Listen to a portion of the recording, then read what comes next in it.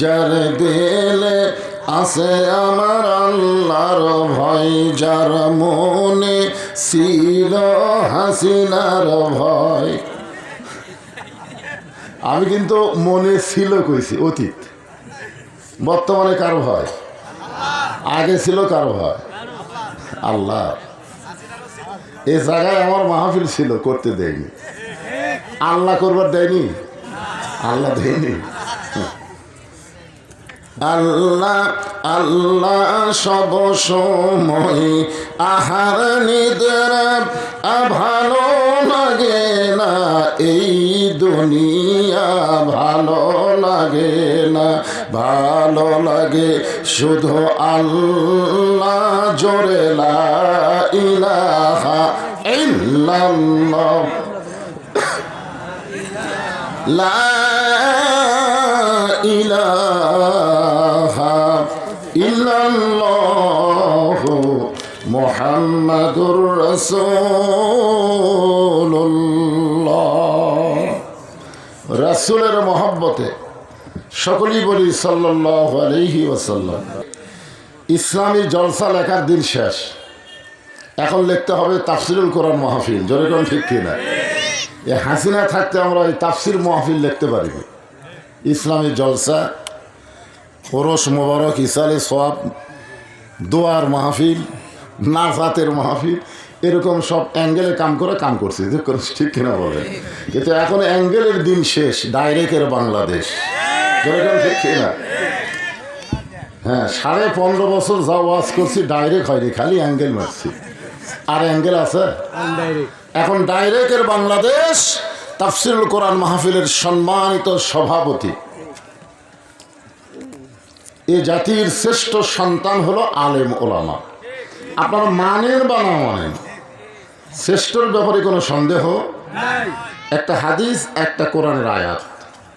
হাদিসে রাসূল বলেছেন আল ওলামাউ ওয়ারাসাতুল আম্বিয়া, আলেমগণ হচ্ছে নবীদের ওয়ারিস। আর আল্লাহ বলেছেন ইন্নামা ইয়াখশাল্লাহ মিন ইবাদিহিল উলামা। যে সমস্বরে সকলে বলবো রব্বানা লাকাল হামদ হামদান কাসীরান তাইয়িবান মুবারাকান ফীহি। আমরা প্রশংসা করলাম কার? কেন করলেন? বহু কারণ না, হাসিনা যাওয়ার কারণে। আল্লাহর প্রশংসা করার 1 নম্বর কারণ হলো আমরা ভাগ্যগুণে এমন একটা দেশে বসবাস করি যার 3 দিকে হলো মালওয়ানের জাত। জোরে কোন কিসের জাত? এই মালওয়ানেরা কয়েকদিন হলো খুব বাড়াবাড়ি করতেছে, আপনারা জানেন। হ্যাঁ, ওরা ভগবান নিয়ে আমাদের আল্লাহর বিরুদ্ধে লাগবার চায়। আসলে ভারতে যারা বসবাস করে আমাদের মুসলিম ছাড়া অধিকাংশই যারা হিন্দু, এরা কিন্তু মোটামুটি হাসিনাকে ভালোবাসে, আমাদের বাংলাদেশকে ভালোবাসে না। যেরকম ঠিক কি? হ্যাঁ, ইদানিং হলে আমরা এটা টের পাচ্ছি। ওরা আমাদের ভিসা বন্ধ করে দিচ্ছে, এ করতেছে, সে করতেছে, আবার আমাদের হুমকিও মারতেছে। কিন্তু আজকে আমরা আল্লাহর দরবারে শুকর গুজার এই জন্যই করব, তোমাদের ভগবানের ভ বাদ দিলে গবানের কোন অর্থ ডিকশনারিতে নেই, ফুটানি হইল না। গবানের গ বাদ দিলে বান মানে বন্যা, দুনিয়ার কোনো মানুষ চায় না। বা বাদ দিলে নো মানে ভগবান নাই। আচ্ছা, নাই নিয়ে এদের এত মোশান কেন? আছে মোশান। আর আমরা যারা মুসলমান, আল্লাহু লা ইলাহা ইল্লা হুয়াল হাইয়ুল কাইয়ুম, এমন একজন আল্লাহকে আমরা বিশ্বাস করি যিনি সব সময় চিরঞ্জীব। জোরে কোন সুবহানাল্লাহ। হাইয়ুল কাইয়ুম। আচ্ছা, যদি আপনাদের মন চায় আলিফ বাদ দেন তো, আলিফ বাদ দেন। লিল্লাহি মা ফিস সামাওয়াতি ওয়াল আরদ, আসমান এবং জমিনের মালিক কে? আরো জোরে। আবার যদি মন চায় আর একটা লাম বাদ দেন, লাহুল মুলকু ওয়া লাহুল হামদ, গোটা পৃথিবীর রাজত্ব কার? প্রশংসা হবে একমাত্র কার? আবার যদি মন চায় আর একটা লাম বাদ দেন, লাম শেষ, আল্লাহ শেষ। হুয়াল্লাহুল্লাযী লা ইলাহা ইল্লাহু ভাগ্য গুণে আমরা এমন একটা আল্লাহ পাইছি যার সব কিছু বাদ দিল, আল্লাহ বাদ পড়ে না। মুসলমানের আল্লাহ সদা বিরাজমান। জোরে বলেন ঠিক কিনা? এ কারণে প্রশংসা করবো কার? আল্লাহ কোরআনে বলেন, ওয়ামাইয়াবতাগি গায়রাল ইসলাম দীনান ফালাই ইউকবালা মিনহু। ইসলাম ছাড়া অন্য কোনো ধর্মকে যদি গ্রহণ করে, আল্লাহ বলেছেন সেইটা কবুল করা হবে না। এই হিসাবে কবুলযোগ্য ধর্ম পৃথিবীতে কয়টা? আরো জোরে বলেন কয়টা? আর সেই ইসলামের মধ্যে আল্লাহ আমাদেরকে কবুল করেছেন। প্রশংসা করবো কার? আল্লাহ। আল্লাহর প্রশংসা করার 2 নম্বর কারণ হলো ভাগ্য গুণে আমরা একটা নবী এবং নেতা পাইছি। অন্য নবীগুলো কিন্তু নবী, নেতা না। আর আমাদের নবী শুধু নবী না, তিনি হলেন আমাদের নেতা। যেরকম আমরা দরুদে কি বললাম, আল্লাহুম্মা সাল্লি আলা সাইয়্যিদিনা মুহাম্মদ।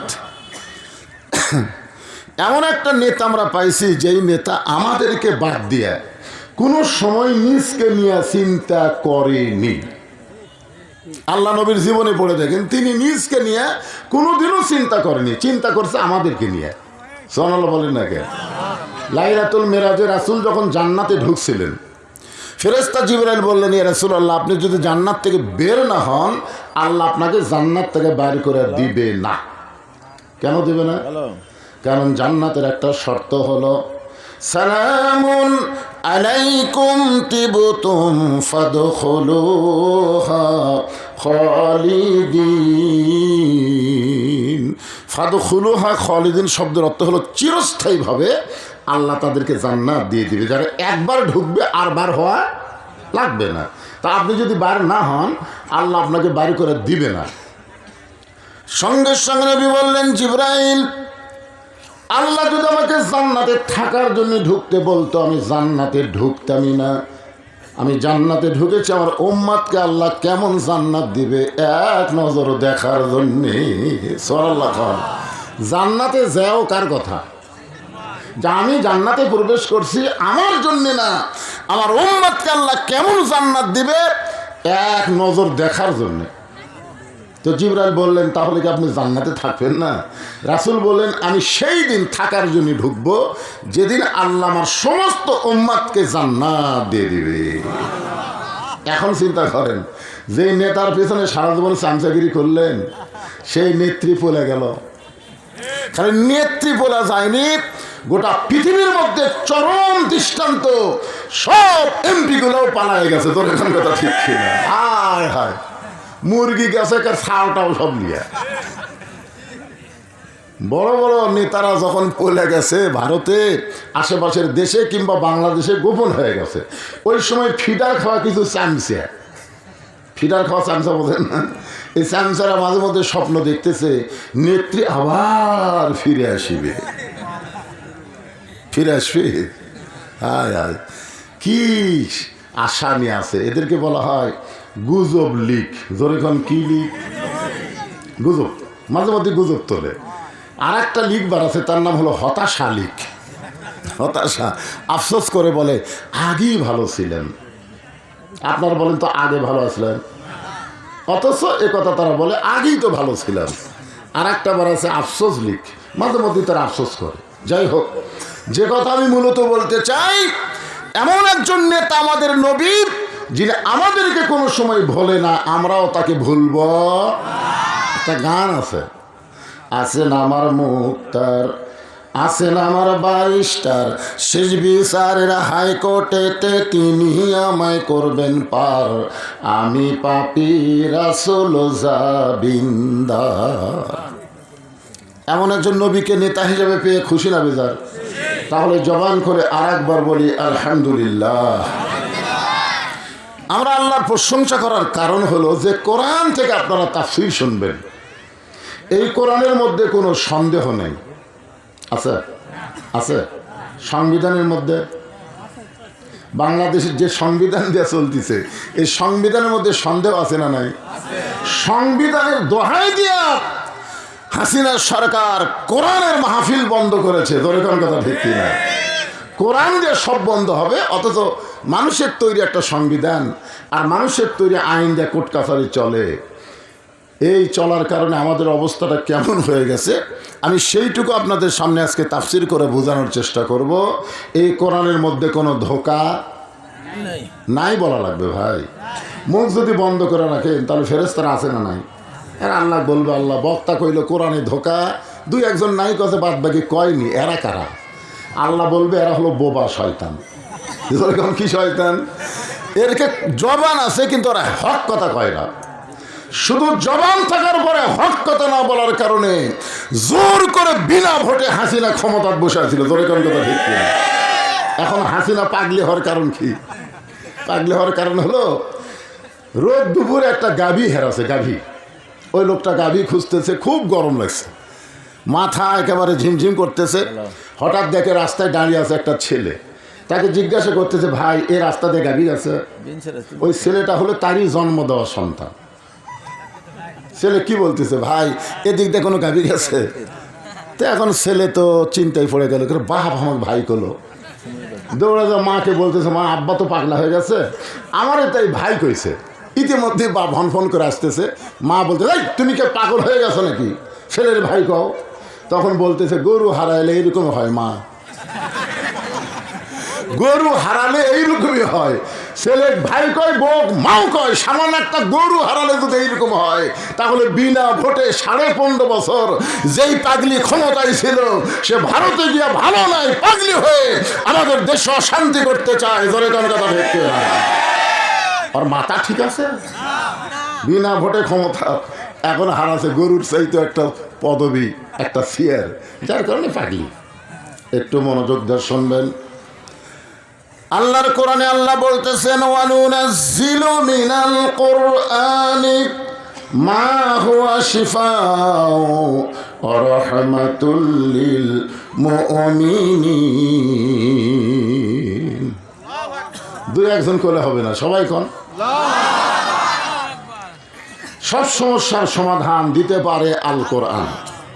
এখানে আসার পরে চেয়ারম্যান সাহেব আমার কানে কানে একটা কথা কইছে, আমি সেইটাকে লক্ষ্য রেখে একটা আয়াতে কারিমা তেলাওয়াত করছি, ইয়া আইয়ুহাল্লাযীনা আমানুস্তাঈনু বিস-সাবরি ওয়াস-সালাহ ইন্নাল্লাহা মা'আস-সাবিরিন। কারণ মাহফিলটা হচ্ছে মসজিদকে কেন্দ্র করে, যেরকম ঠিক কিনা? আর মসজিদ আপনারা কি জন্য বানাইছেন? দেখলাম আপনাদের মসজিদ দোতলা, মাশাআল্লাহ। দোতলা মসজিদ মানে মুসল্লি বেশি নাকি গণ? মুসল্লি বেশি, এই কারণে তো দোতলা। একজন বলতেছে জুমার দিন। আপনারা বলেন তো যে কোন নামাজের গুরুত্ব বেশি, 5 ওয়াক্ত নামাজের গুরুত্ব বেশি না জুমার নামাজের গুরুত্ব বেশি? হ্যাঁ, 5 ওয়াক্ত নামাজের এক ওয়াক্ত। মান তারাকা সালাতু মুতাম্মিদান ফাকাত কাফারা। ইচ্ছা করে 5 ওয়াক্ত নামাজের এক ওয়াক্ত যারা বাদ দিবে অবশ্যই তারা আল্লাহর সঙ্গে কুফরি করবে। তাহলে 5 ওয়াক্ত লাগবে না, কয় ওয়াক্ত? এখানে কিন্তু এই যে বাইনাল আবদি ওয়াল কুফরি তর্ক সালাত, বান্দার কাফির মধ্যে পৃথক করার জিনিসটা নামাজ, এইটা কিন্তু জুমার নামাজ নয়, এগুলো 5 ওয়াক্ত নামাজ। কারণ জুমার নামাজ আল্লাহ নবীকে দিয়েছেন মদিনায় হিজরত করার পরে। রাসূল যখন মদিনাকে রাষ্ট্র গঠন করলেন, ঠিক ওই সময় আল্লাহ দুনিয়াতে নবীকে জুমার নামাজ দিলেন। কোথায় দিলেন? কখন দিলেন? হিজরতের সাথে সাথে দিছে না, হিজরত করার পরে মদিনা যখন রাসূল রাষ্ট্র করলেন, নবী যখন রাষ্ট্রপতি হলেন, ওই সময় আল্লাহ জুমার নামাজ এটা আরও সে দেয়নি, দুনিয়াতে দিছে। আর 5 ওয়াক্ত নামাজ এতই গুরুত্বপূর্ণ যে এটা আল্লাহ নবীকে দুনিয়াতে দেয়নি, আরও সে দিয়েছে। জোরে কান কোথায় দিয়েছে? এখন বলেন, আল্লাহ নিজের কাছে নিয়ে যায় যেটা দেওয়া আর 10-এর সামনে দেওয়া এক জিনিস। জুমার নামাজ সগলির সামনে দিছে, আর 5 ওয়াক্ত নামাজ আল্লাহ নবীকে গোপনে দিছে। তা আপনাকে মসজিদে তো আজকে অনেক মানুষ বাহিরে আইছি আমরা, তাও দেখলাম ভিতরেই ভরল না। তাহলে দোতলা কেন করছে? অবশ্যই জুমার নামাজের জন্য। ধরে কারণ ঠিক কিনা? অবশ্যই জুমার জন্য, ঠিক আছে, অসুবিধা নেই। এই গ্রামে আরও একটা মসজিদ আছে, আমি শুনলাম। এখানে আল্লাহ বলতেছেন, যারা আমাকে বিশ্বাস স্থাপন করেছো, আস্তাইনু বিস-সাবরি ওয়াস-সালাহ, আমি আল্লাহর কাছে যদি কিছু পাবার চাও তাহলে ধৈর্য আর নামাজের মাধ্যমে চাও। কিসের মাধ্যমে? ধৈর্য আর নামাজ। এই যে খাড়া হয়েছে, বসান, মনে হচ্ছে সিজার করা হবে, কারণ সিজার করা বাচ্চারা এক জায়গায় বেশিক্ষণ থাকতে পারে না, কারণ জন্মের আগে এরকে জন্ম হচ্ছে, এরকে জন্ম 2 দিন পরে নর্মালি হতো, নর্মালি কিন্তু জন্ম হতো, কারণ এখানে আমরা যতগুলো বসে আছি একটাও সিজার করা নয়। আমরা কি সিজার করে কা ভাই? সিজার করা না। আমরা কিন্তু সময়ে যখন আমাদের সময় হয়েছে তখন একটা ধাত্রী আইছে আমার মা থেকে আমাকে বের করছে, আর এই সিজার করাগুলো এরকম সময় হওয়ার আগে ডাক্তারের কাছে গেছে, তো ডাক্তার চেক আপ করে বলতেছে পানি শুকে গেছে, মানে টেকা কামাই করার বুদ্ধি বেকা হয়ে আছে। তখন বলে তাহলে পেট কাটো, পেট কেটে দেখে ঘুমের মধ্যে আসে। এখন ঘুমের মধ্যে থাকলে কেমন হয়, তখন ডাক্তার ধরে পাও ধরে এরকম একটা ঘুরান দেয়, আমি দেখছি ভাই, আমি এটা দেখছি, এরকম একটা ঘুরান দেয়। ঘুরানোর সময় বাচ্চারা মাথাতে একটা ঝাঁকি খায়, করে কান্দে ওঠে। এই যে অস্থির হয়ে গেল, মোবাইল ছাড়া ভাত খায় না, মোবাইল ছাড়া কান্না বন্ধ হয় না, ধরে কোন কথা ঠিক কিনা? তো ওইটা যদি সিজার করা হয় বেশিক্ষণ থাকবি না, কিছুক্ষণ পরপরই লাভদা উঠবি। হ্যাঁ, বাচ্চাদেরকে আপনার সাইজ করেন, সময় খুব কম, অল্প সময়ের মধ্যে গল্প বেশি করা লাগবে, আমার কথা বুঝলেন? হ্যাঁ, তো নামাজটা হচ্ছে আসরের নামাজ। যেরকম কোন নামাজ? একটা নামাজ দিয়ে শুরু করি, এই যে কিছুক্ষণ পরে যে নামাজটা আসতেছে এই নামাজের নাম কি? আসরের নামাজ। এই নামাজ যখন আল্লাহ নবীকে দিচ্ছেন লাইলাতুল মেরাজে, আসরের 4 রাকাত ফরজ নামাজ, নবী বলেন আল্লাহ এই আসরের 4 রাকাত ফরজ আদায় করলে আমার উম্মতের লাভ কি? আল্লাহ বলেন হাবিব, আপনার কোরআন যেটা নাজিল করেছে আপনার উপর, সেই কোরআনে একজন নবীর নাম সবচাইতে বেশি আলোচনা হয়েছে, যার নাম হলো মুসা কালিমুল্লাহ। যেরকম যার নাম কি? ওই মুসা কালিমুল্লাহ যখন সাগর পাড়ি দিচ্ছিলেন, সাগরকে আমি আল্লাহ রাস্তা করে দিয়েছিলাম, ওই রাস্তাকে আল্লাহর শুকরিয়া তান 4 রাকাত নামাজ আদায় করেছে।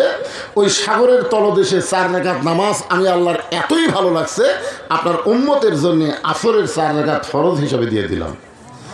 আপনার উম্মতের আসরের 4 রাকাত ফরজ নামাজ যখন জামাত আদায় করবে, আমি আল্লাহ তাকে মুসা নবীর সমপরিমাণ সওয়াব দিয়া দিব। এই আসরের নামাজের আজান দিয়েছেন হযরত বেলাল ইবনে রেবা। আজান কে দিয়েছেন? হযরত বেলাল।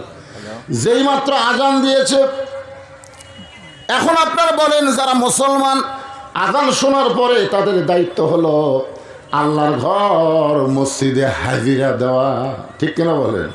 আল্লাহর ঘর মসজিদে হাজিরা দেওয়া। চারিদিক থেকে পঙ্গপালের মতন সাহাবীরা মসজিদের মধ্যে চলে আসলেন।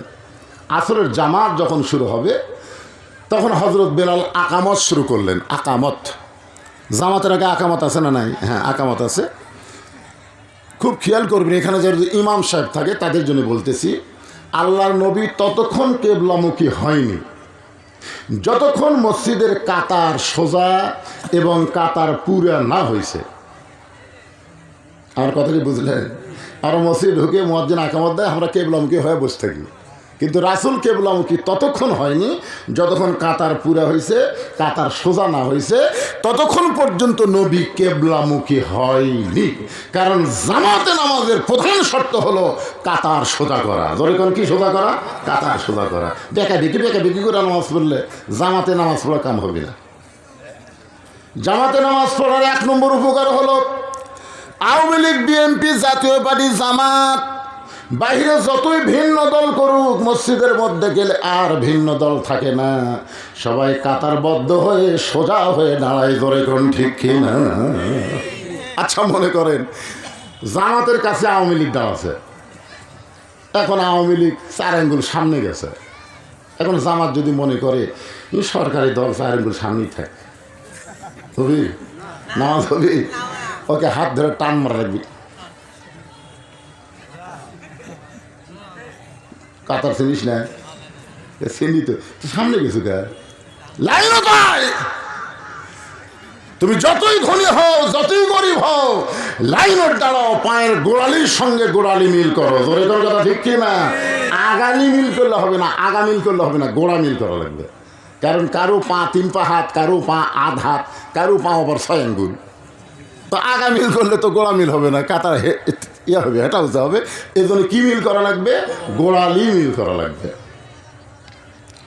এখন পায়ের গোড়ালি মিল করে যখন দাঁড়াবে, সামনে কাতারে ফাঁকা রেখে পিছনে কাতারে দাঁড়ানো যাবে যাবে না, সামনে কাতার আগে পুরা ঘোরা লাগবে। রাসূল বলতেছিল ওই যে ফাঁকা দেখা যায়, ওই ফাঁকের মধ্যে দিয়ে শয়তান বকরির ছাগলের মতন, ছাগলের বাচ্চার মতন মাথা ঢুকাচ্ছে ফাঁকের মধ্যে, ফাঁক বন্ধ করো, সঙ্গে সঙ্গে ফাঁক বন্ধ হয়ে গেল। তাহলে 1 নম্বর শর্ত হলো কাতার সোজা করা, 2 নম্বর শর্ত হলো সামনে ফাঁকা রেখে পিছনে দাঁড়ানো যাবে। কিন্তু আল্লাহর নবী লক্ষ্য করে দেখলেন সামনে কাতারের ডান সাইডে একজন সাহাবী বসে আছে। বেলাল আকামত শুরু করেছেন আর সাহাবী বসে আছে। সাহাবী কি করে আছে? বসে আছে। বেলাল আকামত দেওয়ার মধ্যে যখন বলেছেন কত কামাতিস সালাহ, খুব খেয়াল করবেন, কত কামাতিস সালাহ, আর বাংলা অর্থ কি? নামাজ কি করো? তাহলে আপনাকে মসজিদের যে সিয়ারত বসে লাগছেন, 2 জনকে আমি দেখলাম যে বাজারে তুলক বসে থাকলো কি সব? আপনারা কখন ওনা করে কি শান করে মসজিদে লিয়াচ্ছে না নিজে হেঁটে হেঁটে যাচ্ছে? তো হেঁটে হেঁটে আসার পরে কর্তাবাদী সালা শোনার পরে সে ব্যক্তি বসে থাকে কেমনে? কি আপনার বলেন তো, জামাতে নামাজ পড়া কি সবার জন্য ওয়াজিব? আল্লাহ কোরআনে বলেছে লা ইউকাল্লিফুল্লাহু নাফসান ইল্লা উসাহা, তোমার কষ্ট হবে এমন কিছু আমি আল্লাহ তোমাকে চাপায় দেইনি। যৌবন বয়সে তুমি সরকারি চাকরি করো, বুড়া বয়সে সরকার তোমাকে পেনশন দিয়ে দিবি। ধরে তোর কথা ঠিক কিনা? যৌবন বয়সে যদি 5 ওয়াক্ত নামাজ জামাতে পড়েন, বুড়া বয়সে যদি ঠিক মতো উঠে বসা নাও পারেন, আপনি বাড়িতে পড়েন, যৌবনের সওয়াব আল্লাহ পেনশন আকারে বুড়া বয়সে আপনাকে বাড়িতে দিয়ে দিবে।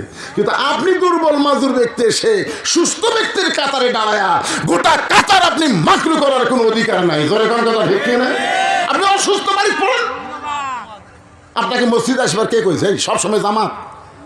কত ক্ষেত্রে জামাত তরক করা ওয়াজিব, কত ক্ষেত্রে। এখন আল্লাহর নবী বলতেছেন কুমু, কোরআনের আয়াত, কুমু লিল্লাহি কানিতিন। আপনারা বুঝতে পারেননি, নামাজের মধ্যে 13টা ফরজের একটা ফরজ হলো দাঁড়িয়ে নামাজ পড়া। ধরে কোন কি নামাজ পড়া? দাঁড়িয়ে নামাজ পড়া, এটা কি ফরজ। এই জন্য আল্লাহ রাসূল কোরআন তেলাওয়াত করলেন, কুম, এটা আমরের সিগা, কুম দাঁড়াও, লিল্লাহে, আল্লাহর জন্য, কানিতিন, আনুগত্য নিয়ে। যদি দাঁড়ানোর মতন শক্তি তোমার না থাকে তুমি আনুগত্য নিয়ে বসো, যদি বসার মতন পাওয়ার তোমার না থাকে তুমি আনুগত্য নিয়ে শুয়ে পড়ো। তবে বসা এবং শোয়া তুমি একা একা নামাজ পড়ো, আর দাঁড়ানো পর্যন্ত তুমি জামাতে নামাজ পড়ো। আমার কথা কি বুঝতে পারলেন? যখন আপনি শুয়ে থেকে নামাজ পড়বেন তখন আপনি জামাত পড়া লাগবে। এই জন্যে শুয়ে থেকে নামাজ ছাড়া যাবে না ভাইজান, নামাজ ছাড়া যাবে না, ইশারা দিয়ে হলেও নামাজ পড়তেই হবে। ধরে কোন কথা ঠিক কিনা? আল্লাহ রাসূল বললেন সাহাবী দাঁড়াও। হ্যাঁ, একটু মনোযোগ দিয়ে শোনেন। আল্লাহ রাসূল বললেন সবাই দাঁড়িয়ে গেছে, তুমি বসে আছো। সাহাবী ছোট বাচ্চার মতন কান্দার বলে, রাসূল আল্লাহ, আজকে 3 দিন হলে এই দেহের মধ্যে কিছু ঢোকে নাই। আজকে 3 দিন হলে না খাওয়ার কারণে আমার শরীর এত দুর্বল হয়ে গেছে যে দুর্বল হওয়ার কারণে আমি দাঁড়াবার চাই, তারপরেও মাথা ঘুরে আমি যেন বসে যাই। আমার মন দাঁড়ায় কিন্তু আমার শরীর দাঁড়ায় না। কয়দিনের না খাওয়া। আল্লাহ রাসূল বললেন এইরকম অবস্থায় তুমি জামাতে আসলে কেন? সাহাবী বলতেছে রাসূলুল্লাহ, হযরত বেলাল যখন আজান দিল, আজান শোনার পরে আমার মন বলতেছে বাড়িতেই নামাজ পড়, কারণ তুই না খাওয়া শরীর, বাড়িতেই নামাজ পড়। কিন্তু আমার ঈমান বলতেছে জামাত ধর। মন বলতেছে বাড়িতেই নামাজ পড়, কিন্তু আমার ঈমান, তার মানে বোঝা গেল শরীর না খেয়ে দুর্বল হলেও ঈমান কিন্তু দুর্বল হয়নি। ধরে কারণ কি দুর্বল হয়নি? ঈমান দুর্বল না হওয়ার কারণে আমি ছোট বাচ্চার মতন হামাগুড়ি দিয়া দিয়া মসজিদের বারান্দায়, আমার মন বলতেছে বারান্দায় নামাজ পড়, কিন্তু আমার ঈমান বলতেছে সামনে কাতার ধর। আপনারা বলেন তো, বারান্দায় পড়া আর সামনে কাতারে পড়া সমান? অনেক মুসল্লি ইচ্ছা করে দেখবেন বারান্দায় নামাজ পড়ে, ইচ্ছা করে, ওই যেটা আগে আগে আসে, মসজিদের মধ্যে ঢোকে না। কেন ঢোকে না? ঢুকলে তো ইচ্ছা মতো বাড়ানো যাবি না, সালাম ফিরানোর পরে শব্দ দিয়ে সুন্নত নফলে নিয়ত করে, তা আমি বাড়াবো কোন দিক দিয়ে? এই জন্য ইচ্ছা করে বারান্দার নামাজ পড়ো। আমি শোনেন, বারান্দা কিন্তু মসজিদের অংশ, তবে মসজিদ না। বারান্দা হলো মসজিদের অংশ, তবে মসজিদ নয়। যেরকম আমার এই দেহের অংশ হলো আমার হাত, হাত কিন্তু দেহের অংশ, কিন্তু হাত দেহ না। এখন যদি এখান থেকে হাত কাটে কেউ ফেলে দেয়, বলবো যদি দেহ পড়ে আছে কি কবে? বলবে হাত পড়ে আছে। তাই যারা বারান্দায় নামাজ পড়েন একটু খেয়াল করবেন।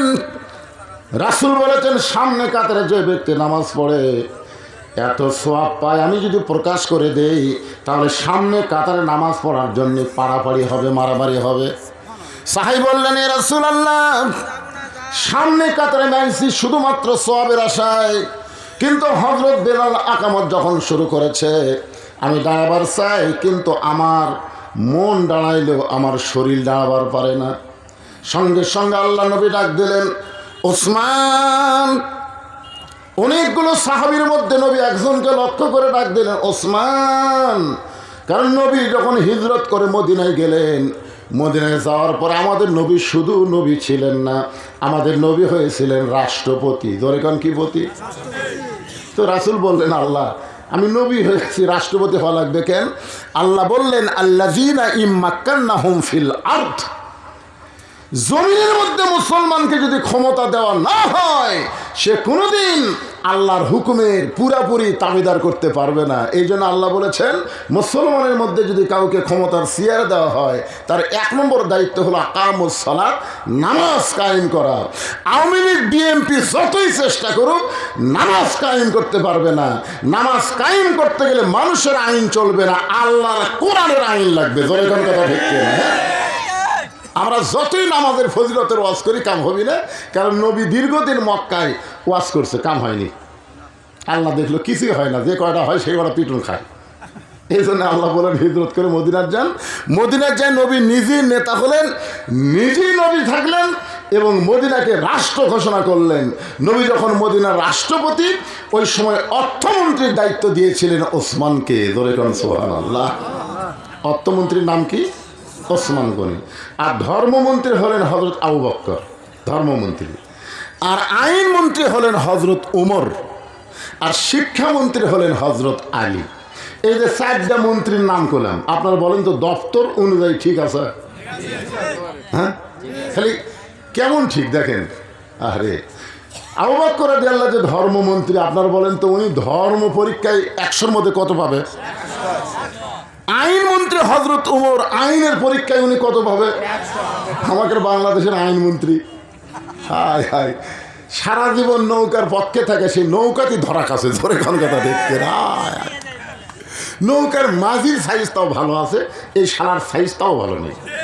একটা লুঙ্গি পরে এমন এক শার্ট গাও দেয়া, মাথার গামছা বেঁধে আছে। যেভাবেই হোক সোর্সেরা খবর পাইছে যে আনিসুল হক পলে যাচ্ছে। ওরা যখন ধরলো, ধরার পরে যখন নিয়ে আসতেছে তখন বলতেছে, ভাই আমাকে একলা নিয়ে যাবেন কেন? বলে, তোর সাথে আবার কে আছে? ওই চোখটিটা কয়, ওই যে মাল। ওটা কে? আমরা তো চিনবার পাচ্ছি না। ওটাই দরবেশ। দাড়ি কামাছে, চুলত কলম মারছে। আয় হায়, বাংলাদেশের ব্যাংক থেকে 36,000 কোটি টাকা যে সালমান এফ রহমান চুরি করেছে, ওর নাম হলো দরবেশ। জোরে কোন কি বেশ? একটু মনোযোগ দিয়ে শুনবেন। অর্থমন্ত্রী ওসমান গনি আর শিক্ষামন্ত্রী হলেন হযরত আলী। ওমর ফারুক কেমন আইনমন্ত্রী ছিল, কেমন ছিল ওনার জীবনী পড়বেন। আবু বকর রাদিয়াল্লাহু কেমন ধর্মমন্ত্রী ছিল, আবু বকর রাদিয়াল্লাহর জীবনী পড়বেন। এত ভয় তিনি করেছেন, সবাই যখন ঘুমাইছিল হয়তো আবু বকর কোনোদিন ঘুমায়নি। রাতের অন্ধকারে আল্লাহর কাছে 2 হাত তুলে অথবা চোখের পানি বের করে কাঁদতেন আর বলতেন, আল্লাহ, হাসরের ময়দানের সমস্ত মানুষকে যদি আপনি জান্নাত দেন আর একজন ব্যক্তিকে যদি জাহান্নাম দেন, আমার মনে হয় সে একজন ব্যক্তি আমি আবু বকর। এত ভয় করতেন আল্লাহর জন্যে। আবু বকরকে লক্ষ্য করে আল্লাহ তাআলা কোরআনের আয়াত নাজিল করলেন, ইয়া আইয়ুহাল্লাযীনা আমানুত্তাকুল্লাহা হাক্কা তুকাতিহি ওয়া লা তামুতুন্না ইল্লা ওয়া আনতুম মুসলিমুন। ধর্মমন্ত্রী সম্পর্কে আপনাদের কম বেশি সবার জানা আছে। আইনমন্ত্রীর হযরত ওমর কেমন আইনমন্ত্রী ছিল? উনি এক সময় বাংলাদেশের মতন, গোটা বাংলাদেশের মতন ৯৬টা দেশের খলিফা ছিলেন। সুবহানাল্লাহ। নবীর আইনমন্ত্রী এক সময় খলিফা, নবীর ধর্মমন্ত্রীও খলিফা, শিক্ষামন্ত্রীও খলিফা, অর্থমন্ত্রীও খলিফা হয়েছিলেন, ঠিক কিনা বলেন? হযরত ওমর যখন বাংলাদেশের মতন ৯৬টা দেশের খলিফা হলেন, ওই সময় একদিন তিনি কেমন আইনমন্ত্রী ছিলেন দেখেন। জুমার দিনে যখন খুতবা দিচ্ছেন, মাঝখান থেকে এক সাহাবী দাঁড়িয়ে বলতেছে, আমির আল মুমিনিন, আমির আল মুমিনিন, আপনার খুতবা আমরা শুনবো না। ওমর ফারুক বললেন, আমার অপরাধ কি? বলে, আমাদেরকে খাটো পাঞ্জাবি দিয়ে আপনি লম্বা জুব্বা পরে খুতবা দিচ্ছেন, যতক্ষণ লম্বা জুব্বার কাহিনী না বলবেন ততক্ষণ আপনার ওয়াজ এবং খুতবা আমরা শুনব। আইন কেমন দেখেন, চোখ বন্ধ করে দেখতেছে, মুচকি মুচকি হাসতেছে আর দেখতেছে। আল্লাহ, তোমার কোরআনের রাষ্ট্র যতদিন চালু থাকবে, উমর যদি কোনো ভুল করে সাধারণ একটা সাহাবী পর্যন্ত সেই ভুলটা বুঝতে পারবে। সুবহানাল্লাহ। তার মানে বোঝা গেল ওর পাঞ্জাবি খাটো, উমরের পাঞ্জাবি লম্বা। ওমর ফারুক চুপ করে থাকলেন, কিছুই বললেন না। মনে করতেছিলেন হয়তো কেউ না কেউ আমার পক্ষে ওকালতি করবে, কিন্তু কেউ যখন আসতেছে না, এমন সময় ওমর ফারুকের একটা ছেলে ছিল, নাম হলো আব্দুল্লাহ। ধরে কার নাম কি? বাবার পাশে দাঁড়ায় বললেন, রে নবীর সাহাবীরা, আমার বাবার লম্বা জুব্বা দেখে তোমরা খুতবা বন্ধ করে দিলে, কিন্তু লক্ষ্য করে দেখো আমার পরনে নতুন কোনো কাপড় নাই। ওসমান গনি বলে, আব্দুল্লাহ, আজকে জুমার দিনে তুমি নতুন কাপড় না পরে পুরাতন কাপড় পরলা কেন? আব্দুল্লাহ বলতেছে, আমি যদি নতুন কাপড় পরতাম তাহলে আমার বাবার জুব্বা লম্বা হতো না। আমি যদি নতুন কাপড় পরতাম তাহলে আমার বাবার জুব্বা লম্বা হতো না। দুনিয়ার সবাই যখন ঘুমায় গেছে, আমার বাবা তখন ঘুমায় না। যেদিন থেকে মদিনার খলিফার দায়িত্ব পাইছে, সবাই ঘুমায়, আর আমার বাবা চোরের মতন চুপি চুপি মানুষের দুঃখ কষ্ট সুখ দেখে। ধরে কারণ সুবহানাল্লাহ, কি দায়িত্ব ভাই, কি দায়িত্ব! আর আমি আপনার ঘুম পাড়বেন, কোরআন দিয়ে যখন বাংলাদেশ চলবে তখন জনগণ ঘুম পাড়বে, নেতারা ঘুম পাড়তে পারবে না। ধরে কারণ কথা ঠিক কি না? হ্যাঁ, গভীর রাত্রে সে আমার দরজায়, আব্দুল্লাহ। আমি আব্দুল্লাহ দরজা খুলে বললাম, বাবা খবর কি? দেখি বাবার হাতে একটা পাঞ্জাবি। আমি আব্দুল্লাহ খুশি হয়ে বললাম, বাবা বাইতুল মাল থেকে একটা পাঞ্জাবি আমারে দিছেন, আর একটা দিবার আইছেন। আসলে নেতার বেটা হওয়ার মধ্যে লাভ আছে, একটা পাঞ্জাবি পাইছি আর একটা পাইতেছি। সঙ্গে সঙ্গে হযরত ওমর কোরআন থেকে তেলাওয়াত করলেন। আইন মন্ত্রী কারে কয় একটু মনোযোগ দিয়ে শোনেন। ইন্নাল্লাহা ইয়ামুরুকুম আন তুআদ্দুল আমানাতি ইলা আহলিহা ওয়া ইযা হাকামতুম বাইনান নাস আন তাহকুমু বিল আদল। আব্দুল্লাহ রে, এই যে পাঞ্জাবি তুলে নিয়ে আইছি দেখাইতে, বাইতুল মাল থেকে আমার ভাগে পড়েছে, এত ছোট পাঞ্জাবি গায়ে দিয়ে আমি কেমনে খুতবা দিব? গভীর রাত্রে তোর কাছে একটু সাহায্য চাই, তোর পাঞ্জাবিটা তুই আমাকে একটু দান করে দে। আব্দুল্লাহ বলে, আমার নতুন পাঞ্জাবি বাবাকে দান করে দিলাম। বাবার পাঞ্জাবি আমার পাঞ্জাবি একত্র করে বাবা লম্বা জুব্বা বানায় খুতবা দেয়। এখন বলো খুতবা শোনা যায় কি না যায়? সমস্ত সাহাবীরা চিল্লায় বলে, আল্লাহর কোরআন দিয়ে যখন রাষ্ট্র চলবে, মুসলমানেরা এমন ভালো মানুষকে নেতা হিসাবে দেখতে পাবে। মানুষের তৈরি আইন দিয়ে ভালো নেতা দেখা যাবে না। ভালো নেতা দেখতে গেলে আল্লাহর কোরআনের আইন লাগবে। জোরে বলেন কথা ঠিক কি না? যে আয়াতটা তেলাওয়াত করলাম বুঝবার পারেন নাই, ইন্নাল্লাহা ইয়ামুরুকুম আন তুআদ্দুল আমানাতি ইলা আহলিহা ওয়া ইযা হাকামতুম বাইনান নাস আন তাহকুমু বিল আদল। আপনারা বলেন তো, কোনো বিচারক নিজের ইচ্ছা মতো বিচার করতে পারবে? বিচার করবে কার ইচ্ছায়? আজকে বাংলাদেশে যে সমস্ত বিচারক বিচার করেছে, এমনকি 50 বছর যিনি কোরআনের হক তাফসীর করেছেন, তাকে মিথ্যা দোষ দিয়ে 13 বছর জেলখানায় বন্দি রেখেছে। ধরে কোন কথা ঠিক কিনা? আপনার অন্তর থেকে বলেন আল্লামা সাঈদীর কোনো দোষ ছিল? আমি একটা মারিফতের কথা আজকে প্রকাশ করি। কোনো ভালো মানুষকে যদি জেলখানায় বন্দি রাখে, বুঝবেন দিন দিন তার জনপ্রিয়তা বেড়ে যাবে। আর কোনো খারাপ মানুষকে যদি জেলখানায় বন্দি করে, দিন দিন মানুষ তাকে ভুলে দেবে। আপনারা বলেন তো, আল্লামা সাঈদী হুজুরের জনপ্রিয়তা কি কম ছিল না বাড়ছে? হ্যাঁ, মুফতি আমর হামজাকে 3 বছর জেলখানায় বন্দি রাখার পরে এর জনপ্রিয়তা বাড়ছে না কমছে? মামুনুল হকের জনপ্রিয়তা বাড়ছে না কমছে? তার মানে বোঝা গেল এরা সবাই ভালো মানুষ ছিল। মিথ্যা দোষ দিয়ে মানুষের তৈরি বিচার দিয়ে, মানুষের তৈরি কোর্ট কাছারি দিয়ে তাদেরকে অন্যায়ভাবে আটকে রাখছিল। জোরে কোন কথা ঠিক কিনা? আর আল্লাহর আইনমন্ত্রী হযরত ওমর সামান্য কিছু তার থেকে শোনাই দিলাম। এবার আসেন অর্থমন্ত্রী। রাসূল ডাক দেন ওসমান। সঙ্গে সঙ্গে ওসমান বলে লব্বাইকে রাসূলুল্লাহ। আল্লাহর নবী বলেন, ওসমান তোমার এই ভাই 3 দিন হলে না খাওয়া। কয়দিন? এই না খাওয়ার কারণে এত দুর্বল হয়ে গেছে, ওর দেহ দাঁড়াবার চাচ্ছে, কিন্তু শরীর অসুস্থ হওয়ার কারণে, দুর্বল হওয়ার কারণে দাঁড়াবার পারতেছে না। আল্লাহ তোমাকে এত সম্পদ দিছে। সুবহানাল্লাহ। ওসমান গনিকে রাসূল কি বলতেছেন? আল্লাহ তোমাকে এত সম্পদ দিছে। তার মানে বোঝা গেল সম্পদের মালিককে। আর আমরা কি বলি, ভাই তুমি এত সম্পদের মালিক। কথার মধ্যে শিরকি আছে। কোনো মানুষকে বলা হবে না তুমি এত সম্পদের মালিক। এত সম্পদের মালিক মানুষ না, সম্পদের মালিক হচ্ছে আল্লাহ। ধরে কোন কথা ঠিক কিনা? আমরা কি বলি, লোকটা সেই এই এলাকার যত জমি আছে ওই লোকটার। পরের জায়গা পরের জমি ঘর বানায় আমি রই, আমি কিন্তু জমির মালিক নই।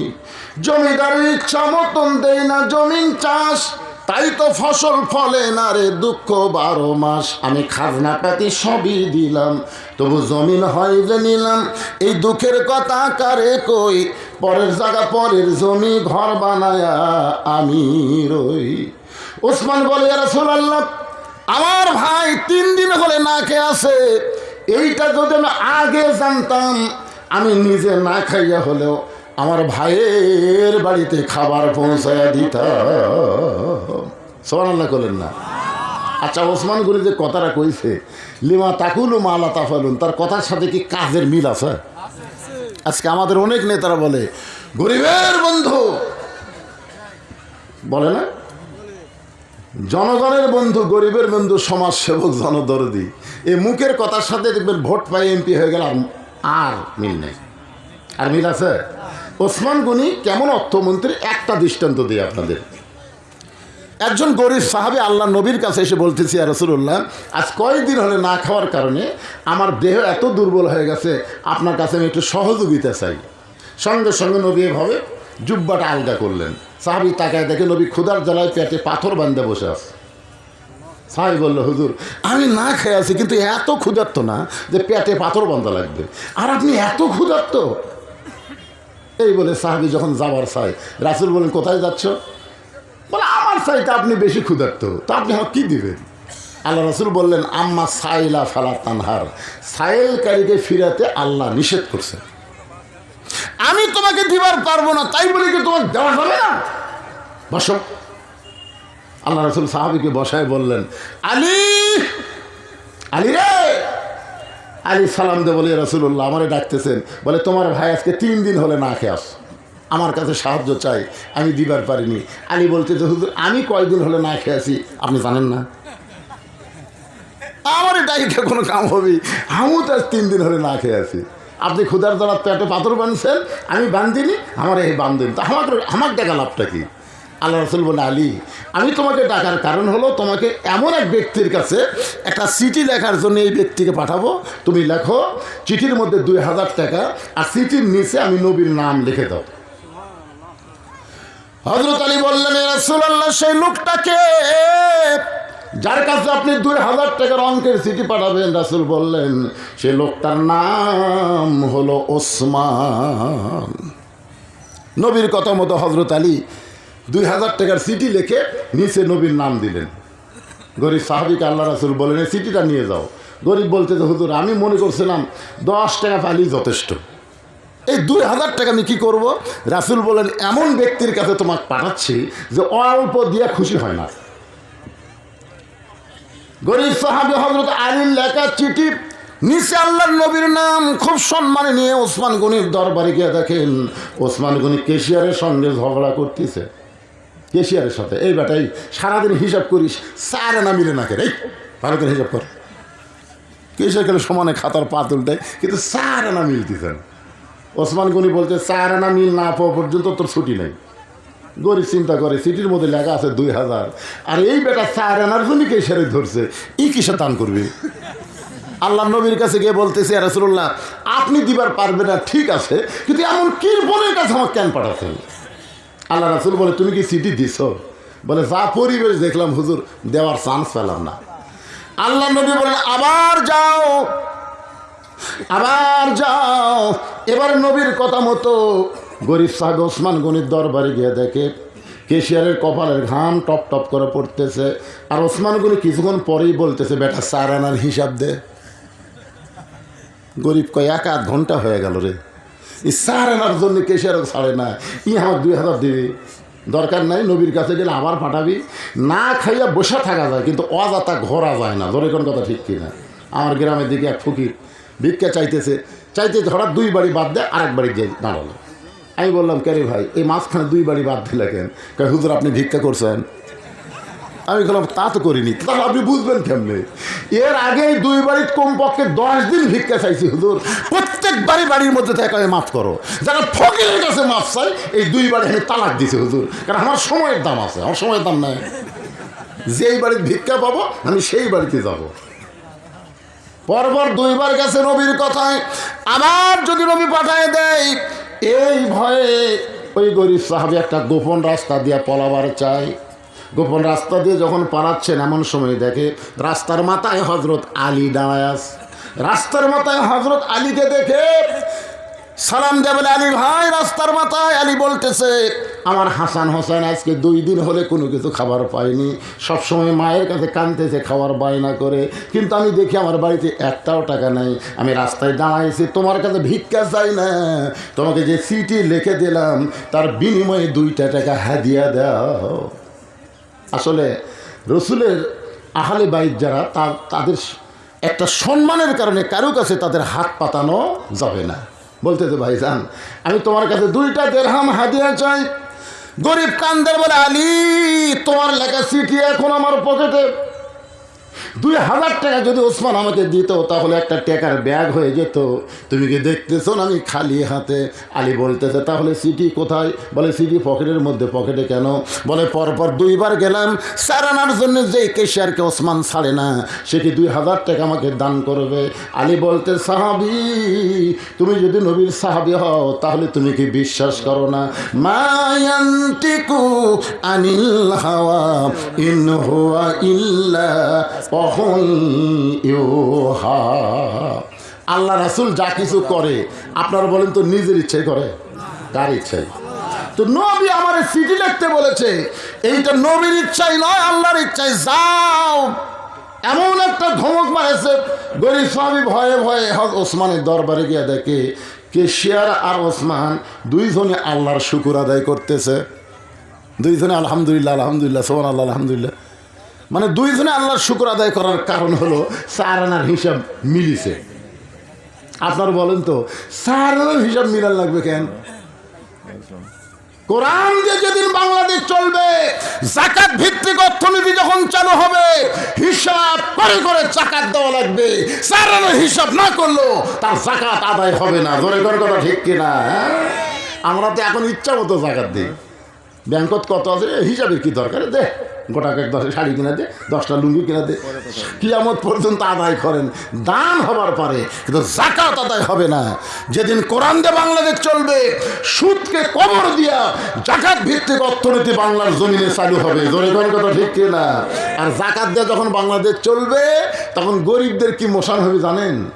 একটা গরিবও ধনীর কাছে যাওয়া লাগবে না, বরং ধনীরাই গরিবের কাছে যাওয়া লাগবে। তাহলে কোরআন দিয়ে রাষ্ট্র চললে লাভ কার? গরিবেরা খেলে আরামে বসে থাকবি, আর ধনীরা টাকার ব্যাগলে ব্যাগলে খেলে দরদার যাবি। তো এরকম এক ব্যাগ টাকা নিয়ে গরিবের কাছে একজন গেছে, যেই যা বলছে যে ভাই আমার কাছে এক ব্যাগ জাকাতের টাকা আছে, সঙ্গে সঙ্গে দরজা বন্ধ করে বলতেছে ইয়া কানা বুধু ও ইয়া কানাস্তায়, আমি আল্লাহর ইবাদত করে আল্লাহর কাছে সাহায্য চাই, তোর জাকাতের টাকা দরকার নেই।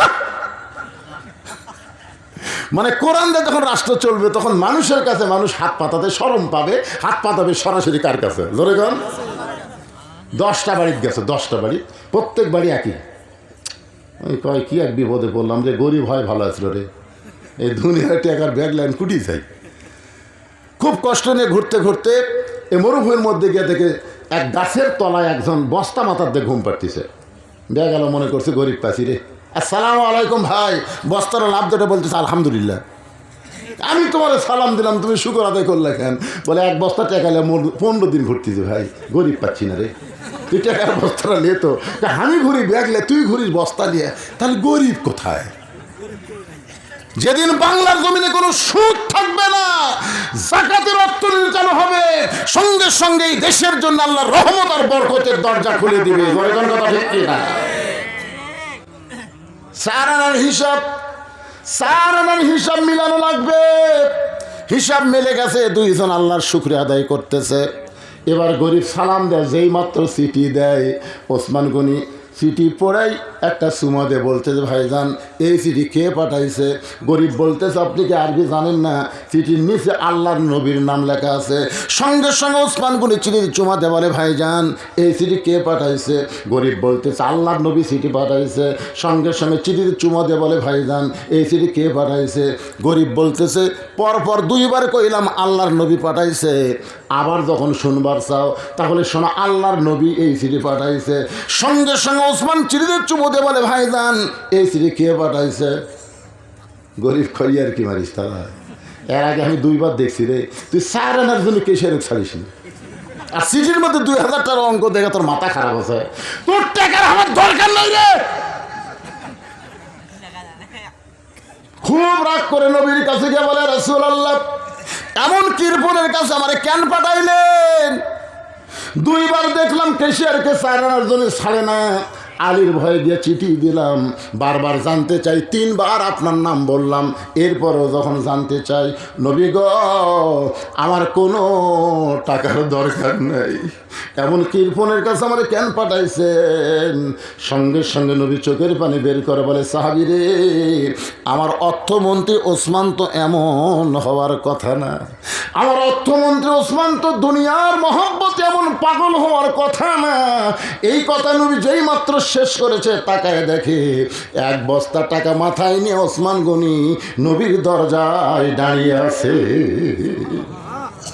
আল্লাহ রাসূল বলে ওসমান তোমার ভাইকে 2000 টাকা দিবার কইছিলাম, তুমি 1 বস্তা কেন? বলে হুজুর আমি নিয়ত করছি চিঠি পাওয়ার সঙ্গে সঙ্গে আমার ভাইকে 2000 দিব, আর যতবার আপনার পবিত্র নাম বলবে ততবার 2000 করে বাড়াবো, কারণ আপনি আমার কাছে চিঠি দিচ্ছেন, আমার ভাগ্য খুলে গেছে হুজুর, এই জন্য আপনার নাম দেখেই তো আমার সেরকম অবস্থা, আমি আমার ভাইয়ের মুখে খেলে আপনার নাম শুনবো, যতবার বলবে আপনার পবিত্র নাম ততবার 2000 করে। এ পর্যন্ত আমার ভাই 3 বার আপনার নাম কইছে, আর চিঠির কারণে 2000, এই মোট 8000 টাকার বস্তা আপনার সামনে নিয়ে আইছি, আপনার পবিত্র হাত দিয়ে আমার গরিব ভাইকে দিয়ে দেন। গরিবও কান্দে, নবীও কান্দে। নবী বলেন আল্লাহ শুধুমাত্র আমার নাম শুনে যে ওসমান 2000 করে দান করে দেয়, আমি নবী ওসমানকে কি দিব? আমার তো দেওয়ার মতন কিছুই নাই। আল্লাহ বলে হাবিব আপনার অর্থমন্ত্রী ওসমানকে আমি আল্লাহর গানি ডিগ্রি দিয়া দিলাম। সেদিন থেকে নাম হয়ে গেল ওসমান গনি, ওসমান সবচাইতে ধনী। ধরে গান সুবহানাল্লাহ। সে ওসমান বলতেছে আর রাসূলুল্লাহ আমার ভাই 3 দিন হলে না খেয়ে আছে, এটা যদি আমি আগে জানতাম নিজে না খাইয়া হলো আমার ভাইয়ের বাড়িতে খাবার পৌঁছাইতাম। আল্লাহ রাসূল বললেন এই সাহাবী আজকের দিনে তুমি বসে নামাজ পড়ো, বসেই নামাজ পড়ো, নামাজ যে শেষ হবে ওসমানের বাড়িতে যাবে, ওসমান এমন দেওয়া দিবে তোমাকে আর না খেয়ে থাকা লাগবে না। এই কথা বলে নবী যেই কেবলামুখী হয়ে নামাজের নিয়ত করবেন, এমন সময় গরিব সাহাবী বলতেছি ইয়া রাসূলুল্লাহ 3 দিন হলে না খেয়ে থাকার পরেও আমার ঈমান বলতেছে আল্লাহ পাক আমাকে দিবে আস্তাইনু বিসসবরি ওয়াসসালাহ ইন্নাল্লাহা মা'আস সাবিরিন। ওই বসে থাকা সাহাবী বলতেছি ইয়া রাসূলুল্লাহ, কথাটা গুরুত্ব দিয়ে শুনবেন। 3 দিন হলে না খাওয়ার কারণেও আমার দেহ দুর্বল হলে আমার ঈমানটা এখনো বলতেছে আল্লাহ আমাকে দিবে। কে দিবে? আল্লাহ আমাকে দিবে। আস্তাইনু, আমি কার কাছে যাচ্ছি? আস্তাইনু বিসসবরি ওয়াসসালাহ, আল্লাহ আমাকে দিবে। যতক্ষণ পর্যন্ত আমার ঈমান বলবে আল্লাহ আমাকে দিবে, ততক্ষণ পর্যন্ত আমি না খেয়ে মরে গেলেও আল্লাহ ছাড়া ওসমানের কাছে যাব না। নবী কইছেন নামাজের পর ওসমানের কাছে যাও। আর আমি কি বলতে চাই, কথাটা খেয়াল করছেন? আমার ঈমান বলতেছে কে দিবে? আল্লাহ দিবি। এখনো বলতেছে না খেয়েছি বলে তো আমার ঈমান মরে গেছে তা না। দেহ মরণ হতে পারে কিন্তু মুসলমানের ঈমানের কোনো মরণ হবে না। কথা ঠিক কি না? দেহ মরণ আর ঈমানের মরণ বোঝেন? আল্লাহ রাস্তায় যারা জীবন দেয় এদেরকে মৃত্যু বলা যায় না। যার প্রমাণ একটা আবু সাইদ, নাম শুনছেন? আবু সাইদের নাম শুনছেন? আমার গ্রামের সাওয়াতে ভাইয়ের একটা ছেলে হয়েছে, আমার একটা হুজুর নাম রাখবো, এমন আবু সাইদ। খুবই খুশি। আমার এই ভাই আবু সাইদ নাম রাখছে তার ছেলে। এটা শুনে শুনে উত্তর পাড়াতে একটা আবু সাইদ, দক্ষিণ পাড়ার আর একটা আবু সাইদ। আমি চিন্তা করলাম আবু সাইদ দেখে আমাদের পাড়া ভরে যাবি নাকি রে। আমার সম্পর্কে এক খালা, নিজের না সম্পর্কের খালা, তার মেয়ের একটা মেয়ে হয়েছে। তা আমার একটা হুজুর একটা ভালো নাম কও তো, আমার নাতনির নাম রাখবো, একটা ভালো মেয়ের নাম কও। তখন আমি কইলাম খালা হাসিনা। সেই কছি হাসিনা। ওরে বাবা, খালা কমপক্ষে হাফ মিনিট মোবাইল কাটেনি, ধরে আসা। তারপরে এই তুই আলেম না জালেম রে। আমি চমকেটা বললাম খালা এত খেপছেন, এই তোর কাছে একটা ভালো নাম শুনবার চাইলাম আর তুই খুনি হাসিনার নাম করি। আমি সেই দিনে বুঝলাম ভাই হাসিনার প্রতি মানুষ এমন খেপা খেপছে 100 বছর পর্যন্ত ইচ্ছা করে কেউ মেয়ের নাম হাসিনা রাখবে না। ধরে কথা কর না। তার মানে কি বুঝলেন? ঈমান যদি একবার আল্লাহর প্রতি পাগল হয়ে যায়, নবী বলতেছে নামাজ শেষ করে ওসমানের কাছে যাও, আর সাহাবী বলতেছে আমার ঈমান বলতেছে দরকার হলে না খাইয়ে মরে যাব, কিন্তু আল্লাহ ছাড়া ওসমানের কাছে আমি যাব। সঙ্গে সঙ্গে নবী বললেন আজকে আসরের নামাজ দেরিতে হবে। নবী বললেন আজকে আসরের নামাজ কি হবে? কথা কয় না রে ভাই। আচ্ছা নবী যদি কয় দেরিতে হবে, সাহাবেরা যদি না হয়তো টাইম হয়ে গেছে, চলবে? কেন চলবে না? কারণ নবী কি ছিল? ইমাম ছিল। আজকে আমাকে পাঁচশো ইমাম যদি মসজিদ যায় কয় যে আজকে আসরের নামাজ দেরিতে হবে, সমস্ত লোক কবি তো বাদ দে মরে, তোর কাছে টাইমের জ্ঞান নাই। শোনেন, যাকে ইক্তেদা করতেছেন, ইক্তেদাই তো বেহাজাল ইমাম হিসাবে, যাকে নেতা হিসাবে ইক্তেদা করতেছেন, সে ইচ্ছা করলে 2-1 দিন নামাজ দেরিতেও পড়াবার পারবে। ধরে কথা কর না কেন? কোরআন যে যেদিন বাংলাদেশ চলবে সেদিন মসজিদের মুতুল্লি, মসজিদের সভাপতি, মসজিদের কেশিয়ার কোনো বেনামাজি হওয়ার পারবে না। ধরে কথা ঠিক কিনা? মসজিদের সাথে তাদের সম্পর্ক, তারাই মসজিদের খাদেম হবে। মসজিদের সভাপতি মানে মসজিদের খাদেম, মসজিদের কি মালিক। অনেক সভাপতি আছে, ইমাম সাহেবকে বলে ইমাম সাহেব টেকালে জানত নশো একটু বাজার করে নিয়ে আসবেন। ইমাম বলতেছে ঠিক আছে চাচা দেন। অনেক কেশিয়ার আছে যেই মাস হয় তখন ইমাম আর মসজিদের কাছে ঘেরে না, ঘেরা বোঝেন না, আসে না। এখন ইমাম মসজিদ দুইজনে খোঁজে, কেশিয়ার চাচা দেখতেছি না রে, কয়দিন হলে মসজিদ আসে না। তো ইমাম মসজিদ দুইজনে কেশিয়ার বাড়িতে গেছে, চাচা আসসালামু আলাইকুম চাচা। চাচা বার হয়ে বলছে কি খবর হুজুর, আপনাকে পা লম্বা হলো নাকি? চাপাত খালি জুতের বাড়ি। জোরে কোন কথা ঠিক করে, শালা মাস গেছে তুই বেতন দিস না, আবার হুজুরের সাথে টিটকারি মারিস। হুজুর পা লম্বা আছে নাকি? ইমাম বলতেছে চাচা 2 তারিখ চাচা। মসজিদ বলতে চাচা 2 তারিখ বেতন। হ্যাঁ তোমরা মসজিদ করে নামাজ পড়া বেতন পাও, কিন্তু আমরা নামাজ পড়ে কিছুই পাই না। দেখছেন কেসের কথা? ঠিক আছে আজকে না, শনিবারে দেবো যাও। বৃহস্পতিবারে বলছে শনিবারে দেব, শনিবার দিন জোহরের পরে টাকা নিয়ে যাও। এখন মসজিদ ইমাম খুশি হয়ে বাড়ির যা বলতেছে তোমাকে যা যা বাজার লাগবে লিস্ট করো, শনিবার দিন জোহরের পরে হবে। এখন বউ তো সারা মাসের যা বাজার লাগবে সব লিস্ট করে স্বামীর হাতে দিয়েছে। স্বামী ব্যাগ আর চিলটা লিয়া কেশিয়ারের বাড়িতে যাচ্ছে জোহরের নামাজের পর। চাচা বাড়িতে আছেন? বাড়ির বউ বলতে, তোমার চাচা হঠাৎ বগুড়ে গেছে, তোমার চাচা হঠাৎ বগুড়ে গেছে। হাই রে, বউ ব্যাগ দিল, সিলটা দিল, এখন চাচা হঠাৎ বগুড়া গেল বাজার। বউ বলতেছে, কেশিয়ারের বউ বলতেছে, তোমরা আলেম মানুষ এত অধৈর্য হচ্ছে কেন? বারে আজকে দিবার পানি কাল দিবি রে। আর বউ সিলটা দিছে আর ব্যাগ দিছে, আজকে দিবি রে কাল দিবি। এখন ইমাম সাহেব মনের কষ্টে কি করবে, বাজার টাজার করা পারেনি, এখন ব্যাগ আর সিলটা মেম্বারের উপর থেকে আসরের নামাজের নিয়ত করছে। কোন নামাজের? আসরের নামাজের নিয়ত করছে। 1 রাকাত ভালোই পড়াচ্ছে, 2 রাকাতও পড়িছে, 3 রাকাতে ওঠার পরে মনে হয়ে গেছে, কে রে নামাজ তো ভালোই পড়াচ্ছ, তোর বউ কিন্তু বাজার নেওয়ার জন্য বসে আছে। এটা হঠাৎ মনে হয়ে গেছে। এখন আসর এটা 4 রাকাত তো আসলে 3 রাকাত আছে, হুজুর আর মনে নেই। আরে সব ভুলে গেছে। এখন রুকুত যা শেষ দাঁত যার চিন্তা করে কয় রাকাত তাই 3 রাকাত না 4 রাকাত, মনে করছে 4 রাকাত। এই শেষ দাঁত থেকে উঠে আর উঠিনি ভাই, যেই বসেছে এতদিন ধরে যারা লোকমা দেওয়া পারেনি, বুঝছেন, এরা খালি সাইজত আছে। যেই হুজুর বসেছে একবারে 5 জন আল্লাহু আকবার। ইমাম সাহেব সালাম ফিরানোর পরে মন ভার করে যাচ্ছে। একজন বলতে, হুজুর আপনি মাসের শেষের দিকে আসে বা এই মাসের প্রথমের দিকে আসে আপনি নামাজ ভুল করেন কেন? এই শালা শয়তান কেশিয়ারের জন্য, জোরে কর কথা ঠিক কিনা? এই জন্যে মসজিদের কোরআন দিয়ে যখন রাষ্ট্র চলবে, মসজিদের দায়িত্ব সবাই পাবে না, সামনে কাতারের মুসল্লিদেরকে দায়িত্ব দেওয়া হবে। জোরে কর কথা ঠিক কথা বলেন। একটু মনোযোগ দিয়ে শুনবেন। আল্লাহ নবী বললেন আজকে আসরের নামাজ দেরিতে হবে, আসরের নামাজ দেরিতে হবে। যদি আজকে ওয়াজের কারণে 5 মিনিট দেরি হয়, 10 মিনিট দেরি হয়, আপনাদের সমস্যা আছে? ভাইজান মনে করবেন না যে নামাজ হবে না, নামাজ হবে। আজকের জামাত হয়তো আরও অনেক বেশি লোকের হবে। ধরে কোন ঠিক কি না? নবী বলে আসরের নামাজ দেরিতে হবে। এই বলে নবী যখন ওই দুর্বল সাহাবীর দিকে যাচ্ছেন, আমার দিকে খেয়াল করেন, অন্যদিকে মনোযোগ দেন না। এই মেহরাব থেকে নবী যেখানে ইমামতি করবেন সে জায়গার নাম কি? সেই জায়গার নাম হলো মেহরাব। মেহরাব থেকে নবী যখন কি পানি পড়তেছে, আচ্ছা পড়ুক। আজকে যদি আল্লাহ বলে যার শরীরের মধ্যে 2 ফোঁটা পানি পড়লো, ওই 2 ফোঁটা পানির কারণে 2 বছর ডাক্তারের কাছে যাওয়া লাগবে না। না যদি আল্লাহর উপর একটা সুযোগ দেয়, আপনাকে লাভ না লস? এটা কি পানি বুঝতেছেন? আরে দুনিয়ার কাম কাজ করে কত বুঝলেন। আজকে কোরআনের একটা শেষ পয়েন্ট আমি আইছি, এরপরে আর লম্বা হবে না ভাইজান, কারণ আমারও তো খেয়াল আছে আসরের নামাজ। একটু মনোযোগ দেন।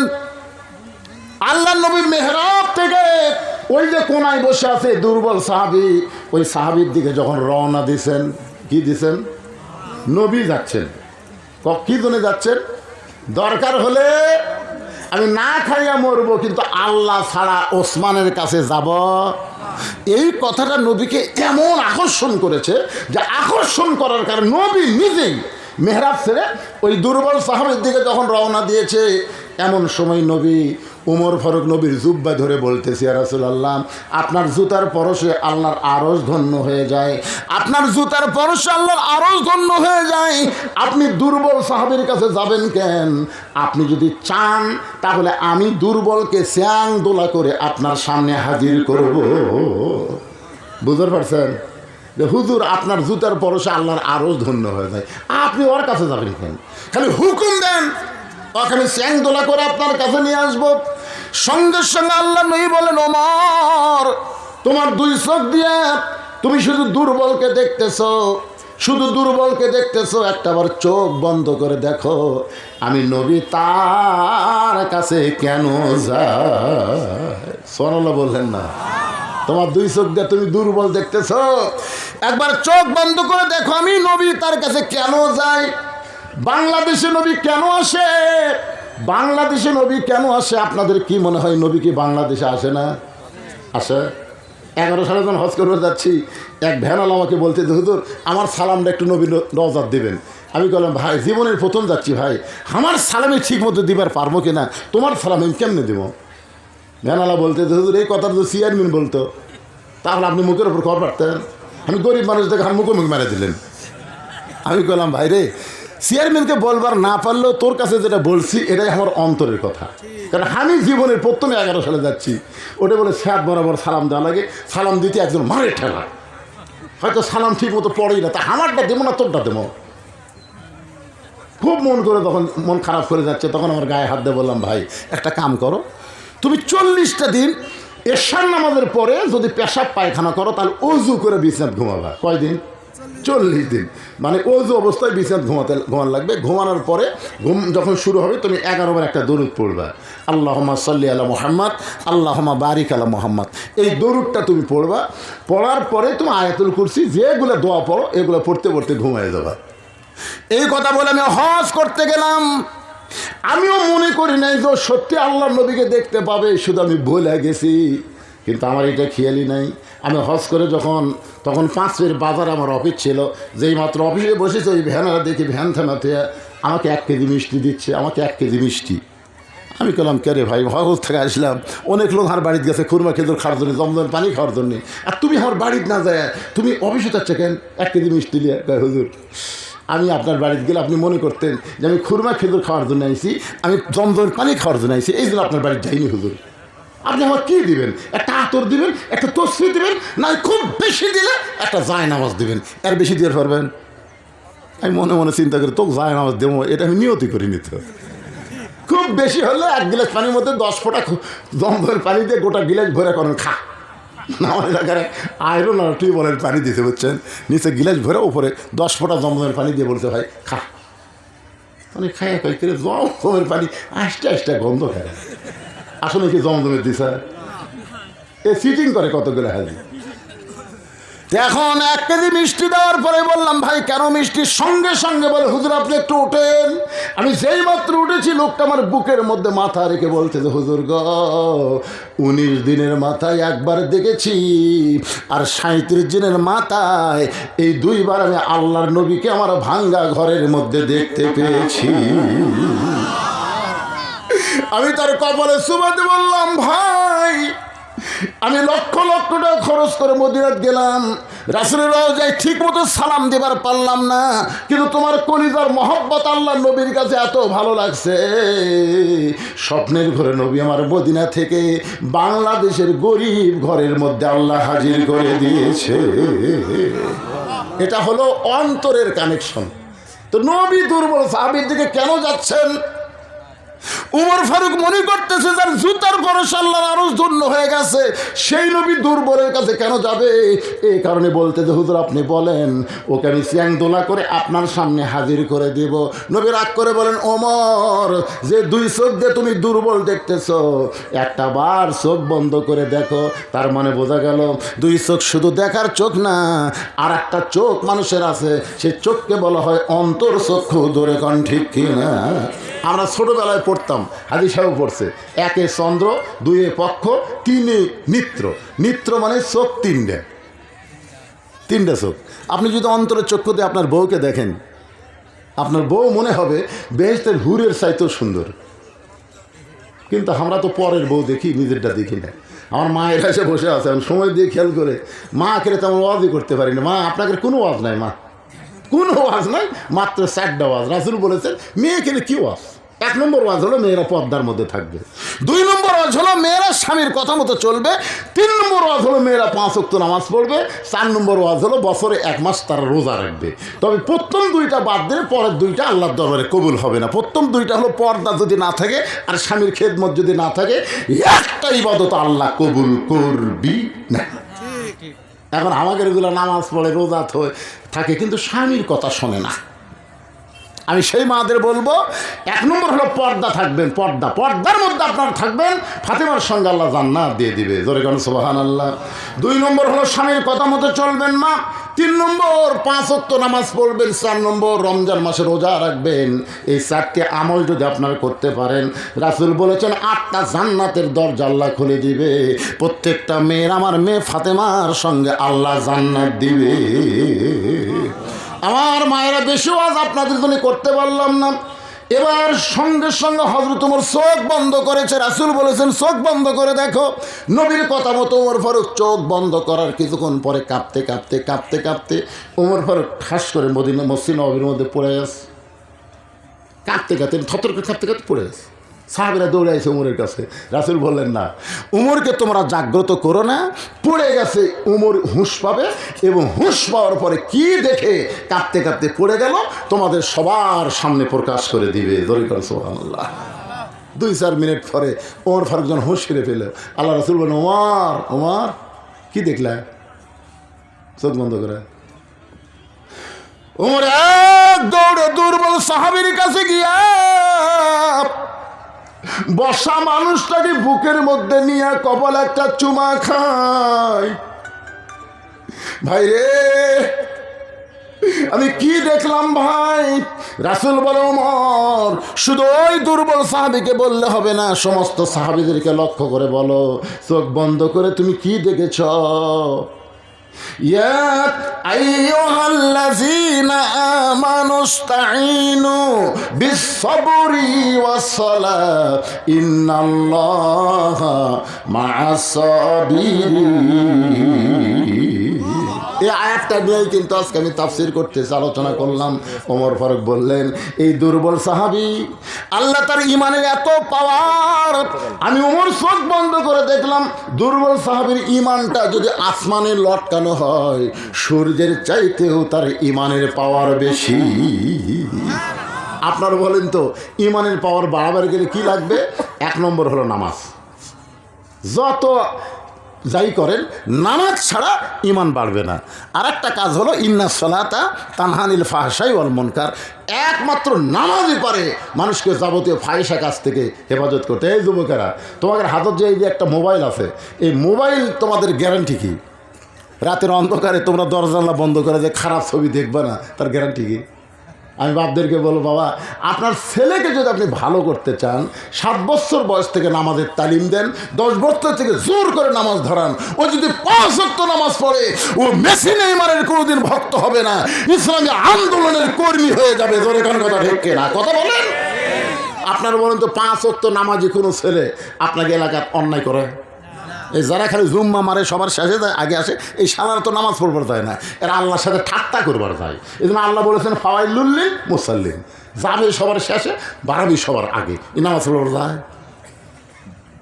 মসজিদের খতিবকে আমি অনুরোধ করে বলবো, আপনি বলবেন যারা শেষে যায় আগে আসে, মানে যায় শেষে আগে বাড়ায়, এইরকম 3 জুম্মা যদি কেউ করে, উনি পুরাপুরি শয়তান হয়ে যায়। ওর মধ্যে মানুষত্ব থাকে না, ও শয়তান হয়ে যায়। কয় জম্মা যাবি শেষে, বাড়াবি আগে। একই আমল যদি 3 জম্মা করে, তাহলে কি হবে? শয়তান। আল্লাহ কোরআনে বলেছেন, কুল আউযু বিরাব্বিন নাস। এই সূরাটা পড়ার পরে মনোবাদ করব। কুল আউযু বিরাব্বিন নাস মালিকিন নাস ইলাহিন নাস মিন শাররিল ওয়াসওয়াসিল খান্নাস আল্লাযী ইউওয়াসবিসু ফি সুদুরিন নাস মিনাল জিন্নাতি ওয়ান নাস। মসজিদের উন্নতি হচ্ছে মসজিদে মুসল্লি কালেকশন, ঠিক কিনা বলেন? মাশাআল্লাহ, দোতলা হয়েছে। 5 ওয়াক্ত নামাজ আপনারা জামাতে পড়বেন। আর মা বোনদের জন্য বলবো, পর্দার মধ্যে থাকবেন। আল্লাহ তাআলা বক্তা শ্রোতা সবাইকে আমল করার তৌফিক দান করুক। সকলে বলে আল্লাহুম্মা আমিন। আস্তাগফিরুল্লাহাল্লাযী লা ইলাহা ইল্লা হুয়াল হাইয়ুল কাইয়্যুম ওয়া আতুবু ইলাইহি। কারণ চারিদিকে আজান হয়ে গেছে, এখানে ওয়াজ হলে যারা নামাজ পড়তেছে তারাও ডিস্টার্ব মনে করবে, ফতুয়া আবার হবে যে নামাজ আগে না ওয়াজ আগে, ঠিক কিনা বলেন? কারণ 4টায় এখন আসরের জামাত হয়, এখন 4টা বেজে গেছে। আল্লাহুম্মা আমিন। আল্লাহুম্মা আনতাস সালাম ওয়া মিনকাস সালাম তাবারাকতা ইয়া যাল জালালি ওয়াল ইকরাম। বিন সারার বাবাজিরা, আমার মা বোনেরা, আমার যুবক ভাইজানেরা, কষ্ট করে মেহনত করে আজকের এই জান্নাতের বাগান লাগাইছে। আল্লাহ আল্লাহ আজকের এই জান্নাতের বাগান উসিলায় গোটা গ্রামের জন্য রহমত বরকতের দরজা খুলে দাও। আয় আল্লাহ তাআলা, এই গ্রামের উপর রহমত বর্ষণ করো। এই গ্রামের প্রত্যেকটা যুবকদেরকে 5 ওয়াক্ত নামাজ মসজিদে জামাতের সঙ্গে আদায় করার তৌফিক দিয়ে দাও। আজকের আলোচনার শুরু থেকে শেষ পর্যন্ত যতটুকু কথা বলেছে, এর মধ্যে যদি ত্রুটি হয়, ভুল হয়, মাফ করো। এর যে হাদিয়া মঞ্জুর করো, সোনার মদিনায় নবী পাকের রওজা মোবারকে আল্লাহ কবুল করো। তামাম আম্বিয়ায়ে কেরাম, আসহাবে কেরাম, তাবিনী কেরাম, তাবিনী কেরাম, তামাম পৃথিবীর মাটির নিচে যত মুমিন মুমিনা শুয়ে আছে আল্লাহ সকলের আরওয়াহ পরে হাদিয়া কবুল করো। আল্লাহ গো, আমরা যারা হাত তুলেছি, আমাদের জনম দুঃখনী মা যাদের কবরের ঘরে চলে গেছে, আল্লাহ মেহেরবানি করে মায়ের কবরকে জান্নাতের টুকরা বানিয়ে দাও। বাবার বাড়িঘর সবই আছে, এতিম হয়ে আমাদের বাবা যাদের কবরের ঘরে চলে গেছে, মেহেরবানি করে বাবার কবরটাকে জান্নাতের টুকরা বানিয়ে দাও। আমাদের দাদা দাদি নানা নানি আত্মীয় স্বজন যারা কবরের কাছে মাফ করে দাও। আজকের এই মাহফিল করতে গিয়ে তোমার বান্দারা কত কষ্ট করেছে, মেহনত করেছে আল্লাহ। এই মসজিদ কমিটির সভাপতি, মসজিদ কমিটির সহসভাপতি, সেক্রেটারি, কেশিয়ার, মসজিদের যারা হিতাকাঙ্ক্ষী আল্লাহ সকলকে জান্নাতি কবুল করে নাও। আজকের মাহফিলের সম্মানিত সভাপতিকে আল্লাহ তুমি কবুল করো, প্রধান অতিথি বিশেষ অতিথির কবুল করো, খাস করে চেয়ারম্যান সাহেবকে আল্লাহ তুমি কবুল করো। আমার মা বোনেরা পর্দার অন্তরে বসে বসে শুনেছে আবেদা সালিহা পদ্মানজি কবুল করে মা ফাতেমার চরিত্র দান করো, বাংলাদেশের প্রতি রহম করো, ভারতের ষড়যন্ত্র থেকে আমার দেশকে আল্লাহ তুমি হেফাজত করো। আল্লাহ ফিলিস্তিনের মুসলমানকে হেফাজত করো, গোটা বিশ্বের মুসলমানকে হেফাজত করো। আল্লাহ কে কোন নিয়তে হাত তুলেছে সকলের নেক নিয়ত নেক আশা কবুল করো। আমি অসুস্থ, আমার মতো অসুস্থ হয়ে যারা হাত তুলেছে সুস্থতার নিয়ামত দান করো। আবার বলতেছি, বারবার বলতেছি, আল্লাহ বিনসারা গ্রামের পরে রহমত আর বরকতের দরজা খুলে দাও। সুবহানা রাব্বিকা রাব্বিল ইজ্জাতি আম্মা ইয়াসিফুন ওয়া সালামুন আলাল মুরসালিন ওয়ালহামদুলিল্লাহি রাব্বিল আলামিন। ওয়াজাল আখিরাতি কালিমাতুনা ইনদাল মাউতি। সকলে পড়েন লা ইলাহা ইল্লাল্লাহু মুহাম্মাদুর রাসূলুল্লাহ সাল্লাল্লাহু আলাইহি সাল্লাম। আসসালামু আলাইকুম ওয়া রাহমাতুল্লাহি ওয়া বারাকাতুহু।